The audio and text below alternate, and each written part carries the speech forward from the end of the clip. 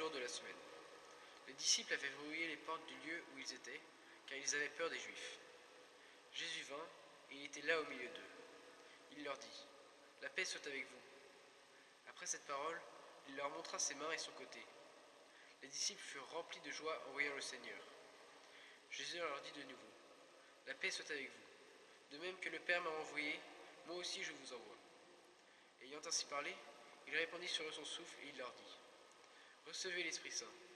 Tout homme à qui vous remettrez ses péchés lui seront remis.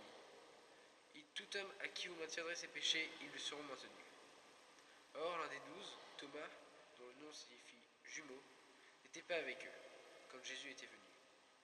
Les autres disciples lui disaient, « Nous avons vu le Seigneur. » Mais il leur déclara, « Si je ne vois pas dans ses mains la marque des clous, si je ne mets pas mon doigt à l'endroit des clous, si je ne mets pas la main dans son côté, non, je n'y croirai pas. » 8 jours plus tard, les disciples se trouvaient de nouveau dans la maison, et Thomas était avec eux.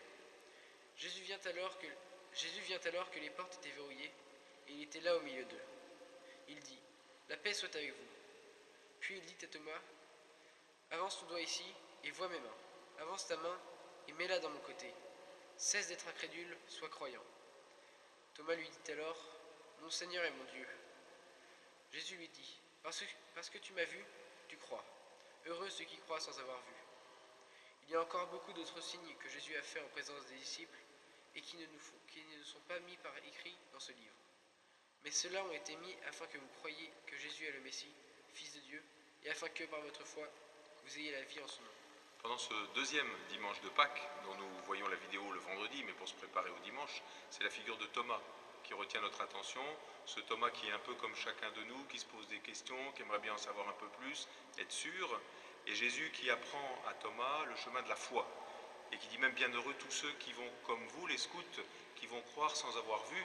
Vous n'étiez pas à Jérusalem, vous n'étiez pas sur les routes de Galilée, et pourtant vous faites l'expérience de la foi, c'est-à-dire de croire que ce Jésus-là, il est vraiment vivant, il est vraiment ressuscité. Pourquoi Jésus est venu partager nos routes? Pourquoi il est mort et ressuscité?